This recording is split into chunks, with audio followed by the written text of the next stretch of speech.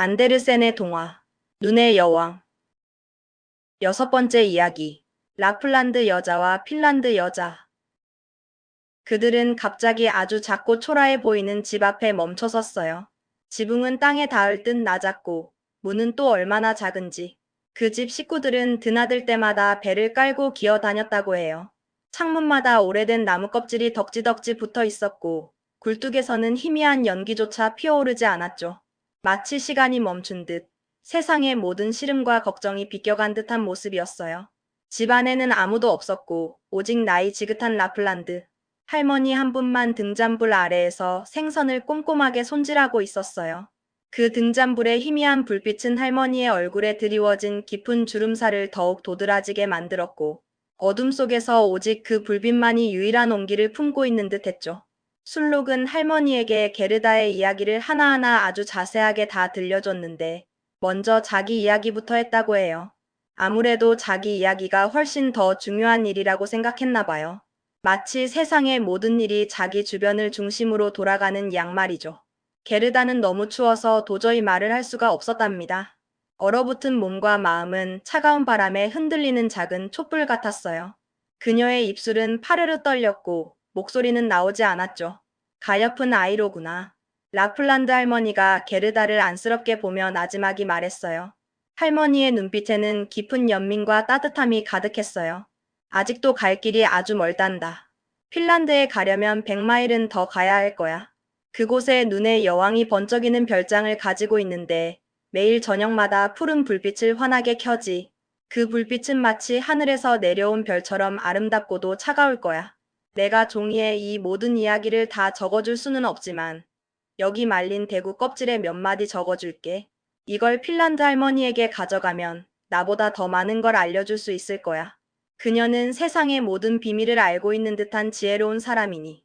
게르다가 겨우 몸을 좀 녹이고 따뜻한 음식과 음료를 먹고 마신 후에 라플란드 할머니는 정성껏 말린 대구 껍질에 몇 줄을 적었어요. 그 글은 마치 아주 오래된 비밀의 주문처럼 보였죠. 할머니는 게르다에게 잃어버리지 말고 잘 간직하라고 신신당부했어요. 그 대구 껍질은 단순한 종이가 아니라 게르다의 희망을 담은 작은 보물 같았어요. 그리고는 게르다를 술록 등에 조심스럽게 태워 단단히 묶어줬죠. 혹시라도 떨어질까 봐 두 번, 세 번 확인하는 모습이었어요. 그러자 술록은 다시 힘껏 달리기 시작했답니다. 드싸, 드싸 하는 소리가 공중에서 또다시 힘차게 들려왔어요. 그 소리는 마치 게르다의 새로운 여정을 응원하는 북소리 같았죠. 밤새도록 하늘에는 매혹적인 푸른 불빛이 환하게 타올랐고 그 빛은 게르다의 지친 마음을 잠시나마 위로해주는 듯 했어요. 마침내 그들은 핀란드에 도착할 수 있었답니다. 차가운 바람 속에서도 희망의 불씨를 꺼트리지 않은 채 말이죠. 그들은 핀란드 할머니의 굴뚝을 똑똑 두드렸어요. 그 집에는 문이 없었거든요. 모든 것이 통째로 얼어붙어 문이라는 개념 자체가 필요 없는 듯한 곳이었죠. 집안은 얼마나 더운지 핀란드 할머니 자신도 거의 옷을 입지 않고 다닐 정도였어요. 마치 한여름의 햇살을 담아놓은 듯한 온기였죠. 그녀는 키가 작고 몸은 좀 지저분해 보였지만 그 모습에서 오히려 인간적인 정과 연륜이 느껴졌어요. 할머니는 게르다의 두꺼운 옷과 장갑, 부츠를 즉시 벗겨줬어요. 그렇지 않으면 게르다가 너무 더워서 견딜 수 없을 테니까요. 차가운 세상에서 벗어나 따뜻함에 몸을 맡기는 순간이었죠. 그러고는 술록의 머리 위에 얼음 조각 하나를 올려놓고 라플란드 할머니가 준 대구 껍질에 쓰인 글을 읽어 내려갔어요. 할머니는 그것을 처음부터 끝까지 아주 꼼꼼하게 3번이나 읽더니 마치 사진처럼 모두 외워버렸죠. 그녀의 기억력은 마치 살아있는 도서관 같았어요. 그리고는 그 대구 껍질을 찬장에 소중하게 넣어두었어요. 먹을 수 있는 것이었기 때문에 아무것도 버리지 않았던 거예요. 어떤 것도 소홀히 하지 않는 할머니의 지혜로운 습관이었죠. 그 후 술록이 또다시 자기 이야기를 먼저 하고 그 다음 게르다의 이야기를 아주 세세하게 들려줬어요. 술록은 자신의 모험과 고난을 마치 영웅담처럼 털어놓았고 게르다의 이야기는 그 뒤에 겸손하게 따라붙었죠. 핀란드 할머니는 그저 눈만 깜빡일 뿐 아무 말도 하지 않았답니다. 하지만 그 눈빛 속에는 모든 것을 꿰뚫어보는 듯한 깊은 지혜가 담겨 있었어요. 할머니는 정말 현명하시죠. 술록이 할머니에게 간절하게 말했어요. 그의 목소리에는 존경과 함께 간절함이 묻어 있었죠. 할머니는 세상의 모든 바람을 하나의 매듭으로 묶을 수 있다는 걸 전 알고 있어요.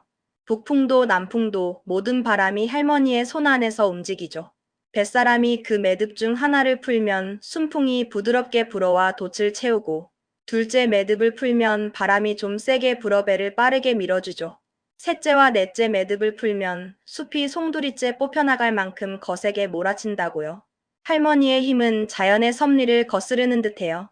부디 이 작은 소녀에게 12사람의 힘을 주는 특별한 약을 좀 주셔서 눈의 여왕을 물리칠 수 있게 도와주세요. 그녀의 힘이라면 카이를 구하는 것도 가능할 거예요. 12사람의 힘이라니. 핀란드 할머니가 깜짝 놀라 말했어요. 그녀의 눈이 휘둥그레졌죠. 그게 대체 무슨 소용이 있겠니? 아무리 강한 힘이라도 마음이 다치면 소용이 없을 텐데. 그러고는 찬장으로 성큼성큼 가서 커다란 가죽 두루마리를 꺼냈어요. 그 두루마리에는 수천 년의 역사가 담겨 있는 듯한 고색창연한 기운이 느껴졌죠. 할머니가 그것을 펼치자 낯선 글자들이 빼곡하게 적혀 있었어요. 그것은 세상의 모든 지식과 비밀을 담아놓은 듯한 고대의 문자였죠. 핀란드 할머니는 그걸 얼마나 빠르게 읽어내려갔는지 땀이 이마를 타고 주르륵 흘러내릴 정도였답니다. 그녀의 눈은 활활 타오르는 불꽃 같았고 손가락은 글자 위를 춤추듯 움직였어요. 그녀는 모든 것을 암기하고 이해하려는 듯 집중했어요. 하지만 술록은 게르다를 위해 간절하게 애원했고 게르다는 눈물 가득한 눈으로 간청하듯 할머니를 바라보았어요. 그녀의 눈물은 마치 얼어붙은 강물 위에 떨어진 작은 희망의 물방울 같았죠. 게르다의 간절한 눈빛은 핀란드 할머니의 굳건한 마음을 흔들기에 충분했어요. 그러자 핀란드 할머니는 살짝 눈을 찡긋하며 술록을 구석으로 데려가 나지막이 속삭였어요. 그 속삭임은 마치 비밀을 나누는 듯 은밀하고 조용했죠. 술록의 머리 위에는 새 얼음 조각이 다시 조용히 얹혔어요. 그 얼음 조각은 마치 새로운 지혜나 용기를 부여하는 상징 같았죠. 그래, 카이는 눈의 여왕한테 있어. 그리고 거기서 모든 것이 마음에 쏙 드는 모양이더구나. 그는 세상에서 그곳이 가장 좋은 곳이라고 생각하고 있지. 모든 것이 얼음처럼 차갑고 완벽한 그곳이 말이야. 하지만 그건 말이야. 그의 눈과 심장에 아주 작은 유리 조각이 박혀 있기 때문이야. 그 유리 조각이 그의 시야와 감정을 왜곡하고 있는 거지. 그걸 먼저 빼내야 해. 그 유리 조각이 카이를 붙잡고 있는 유일한 족쇄니까. 그렇지 않으면 그는 다시 인간 세상으로 돌아올 수 없고 따뜻한 마음을 되찾을 수도 없을 거야. 눈의 여왕은 계속 그를 차갑게 지배하게 될 거고 그는 영원히 얼음 속에 갇힌 채 살아가게 될 거야. 그럼 게르다에게는 뭔가 특별한 것을 줄 수 없나요? 모든 걸 이겨낼 수 있는 힘 같은 것을요? 예를 들면 마법의 물약이라든지 강력한 부적 같은 걸 말이에요. 술록이 다시 한번 간절하게 물었어요. 그는 게르다의 힘만으로는 부족하다고 생각했죠. 나는 이미 그녀가 가진 힘 이상을 줄 수가 없어. 그 힘이 얼마나 큰지 너는 보이지 않니? 그녀의 마음속에 있는 그 강인한 사랑과 용기가 얼마나 위대한지 말이야. 사람이며 동물이며 모두 그녀를 돕고 있지 않니? 그녀의 순수한 마음에 이끌려 모든 생명체들이 그녀를 향해 손길을 내미는 것을 보렴. 맨발로 차가운 눈밭을 헤쳐나가는데도 얼마나 잘 해내는지 좀 봐. 그녀의 발자국마다 희망의 씨앗이 심어지는 듯해. 우리가 그 힘을 그녀에게 일일이 말해선 안 돼. 그 힘은 이미 그녀의 마음속 깊이 자리 잡고 있어. 왜냐하면 그녀는 순수하고 착한 아이니까. 그녀의 마음은 어떤 어려움도 녹일 수 있는 따뜻한 불꽃과 같아. 그녀가 혼자 힘으로 눈의 여왕에게 갈 수 없고 카이에게 박힌 유리를 제거하지 못한다면 그건 우리의 도움으로도 어찌할 수 없는 운명일 거야. 우리의 역할은 여기까지가 한계란다. 여기서 2마일쯤 가면 눈의 여왕의 정원이 시작돼. 그곳은 마치 얼어붙은 꿈의 세계 같을 거야. 그곳까지 이 소녀를 데려다줘.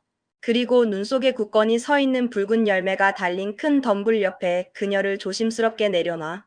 거기서부터는 게르다의 힘으로 모든 것을 헤쳐나가야 할 거야. 말을 길게 하지 말고 가능한 한 빨리 돌아가야 해. 너의 역할은 여기까지야. 그리고 핀란드 할머니는 게르다를 다시 술록 등에 조심스럽게 태웠어요. 그녀의 눈빛에는 게르다를 향한 따뜻한 격려와 믿음이 가득했죠. 술록은 할머니의 말을 이해한 듯 가능한 한 빠르게 달려나갔어요. 매서운 바람을 가르며 오직 게르다를 안전하게 데려다 주겠다는 일념으로 말이죠. 아, 내 부츠가 없어요. 장갑도 안 가져왔어요. 게르다가 깜짝 놀라 소리쳤어요. 그녀의 목소리에는 차가운 추위와 함께 불안감이 섞여 있었죠. 그녀는 살을 애는 듯한 추위 속에서야 그제야 부츠와 장갑이 없다는 걸 알아차렸답니다. 맨발과 맨손으로 얼어붙은 세상에 홀로 서게 된 순간이었죠. 그러나 술록은 멈출 엄두조차 내지 못했어요. 핀란드 할머니의 단호한 명령을 기억하고 있었으니까요. 그는 계속 달리고 또 달려서 마침내 눈 속의 붉은 열매가 탐스럽게 열린 큰 덤불 앞에 도착했답니다. 그 덤불은 마치 차가운 겨울 속에서 피어난 생명의 상징 같았어요. 술록은 게르다를 조심스럽게 내려주고 그녀의 입에 따뜻한 입맞춤을 해주었어요. 그 입맞춤은 단순한 작별 인사가 아니라 그녀의 여정을 응원하고 용기를 불어넣는 따뜻한 격려였죠. 술록의 눈에서는 커다란 눈물이 주르륵 흘러내렸어요. 그의 눈물은 게르다를 향한 안타까움과 애틋함, 그리고 헤어져야 하는 슬픔을 담고 있었죠. 그리고 그는 가능한 한 빨리 뒤돌아갔어요. 게르다의 시야에서 멀어지는 술록의 뒷모습은 점점 작아졌고, 게르다는 이제 혼자가 되었답니다. 이제 게르다는 신발도 장갑도 없이 끔찍하게 얼어붙은 핀란드 한가운데 홀로 서 있었답니다. 그녀의 발은 이미 얼음처럼 차가웠고, 손끝은 감각을 잃어버릴 지경이었어요. 하지만 그녀의 마음속에는 카이를 향한 굳건한 사랑이 타오르고 있었죠. 그녀는 있는 힘껏 달리기 시작했어요. 한 걸음 한 걸음 내디딜 때마다 심장이 격렬하게 뛰었죠. 그때 갑자기 눈송이 군단이 하늘에서가 아니라 저 멀리 지평선 너머에서부터 나타났어요. 그들은 위에서 떨어지지 않았고 북극광의 신비로운 빛을 받아 밝게 반짝이고 있었죠. 그 빛은 차가운 밤하늘을 환하게 수놓으며 눈송이들을 더욱 기이하게 보이게 했어요. 그 눈송이들은 땅 위를 빠르게 달렸고 게르다에게 가까워질수록 점점 더 커졌어요. 마치 살아있는 존재처럼 움직이며 다가왔죠. 게르다는 예전에 확대경으로 눈송이를 본 적이 있었는데 그때 얼마나 크고 기이해 보였는지 기억했답니다. 육각형의 아름다운 결정들이 이루어내는 경이로운 모습이었죠. 하지만 지금의 눈송이들은 전혀 다른 방식으로 크고 무시무시했어요. 그들은 단순한 얼음 결정이 아니라 생명을 가진 존재들 같았죠. 그들은 모두 살아있었고 게르다를 향해 달려드는 듯했어요. 그들은 바로 눈의 여왕의 척후병들이었답니다. 차가운 바람을 타고 게르다를 포위하려는 듯한 모습이었어요. 그들은 정말 놀라운 형태를 하고 있었어요. 어떤 것은 커다랗고 흉측한 고슴도치 같았고 날카로운 얼음 가시를 곤두세우며 위협적으로 다가왔죠. 또 어떤 것은 머리를 내민 채 서로 엉켜있는 뱀 같았으며 꿈틀거리는 모습이 소름 끼쳤어요. 또 어떤 것은 털이 곤두선 통통한 작은 곰처럼 보였는데 그 모습 또한 무시무시했어요. 그들은 모두 눈부시게 휘었고 마치 순백의 악령들처럼 게르다를 둘러쌌죠. 그들은 모두 살아있는 눈송이들이었답니다. 게르다는 너무나 두려운 나머지 작은 목소리로 주기도문을 외기 시작했어요. 그녀의 떨리는 입술 사이로 흘러나오는 기도는 차가운 공기 속에서 작은 희망의 불꽃 같았죠. 추위는 너무 심해서 그녀의 입에서 나오는 숨이 마치 연기처럼 하얗게 보였어요. 그 숨은 점점 더 두꺼워지더니 차가운 땅에 닿자 신비롭게도 작은 천사들의 형태로 변했어요. 그 천사들은 머리에 빛나는 투구를 쓰고 손에는 날카로운 창과 튼튼한 방패를 들고 있었답니다. 그들은 마치 게르다를 지키기 위해 하늘에서 내려온 수호자들 같았어요. 그들은 점점 더 많아졌고 게르다가 주기도문을 마쳤을 때 그녀는 온통 천사 군단에 둘러싸여 있었어요. 수많은 천사들이 그녀를 보호하듯 에워싸고 있었죠.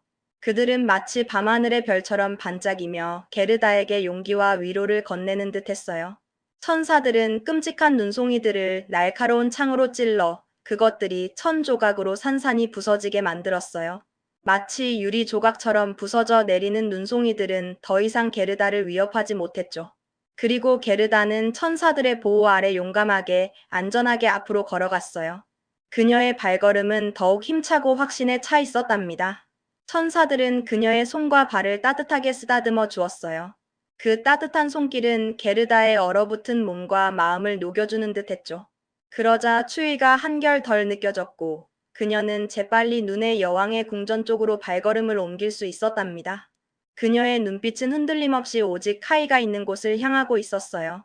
이제 우리는 카이가 어떻게 지내고 있는지 그리고 그가 게르다를 전혀 생각하지 않고 있다는 걸, 무엇보다도 게르다가 지금 자기 궁전 바로 앞에 서 있다는 사실조차 꿈에도 모르고 있다는 걸 알아봐야겠어요.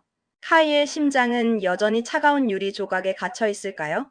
게르다의 따뜻한 사랑이 그 얼어붙은 마음을 녹일 수 있을까요?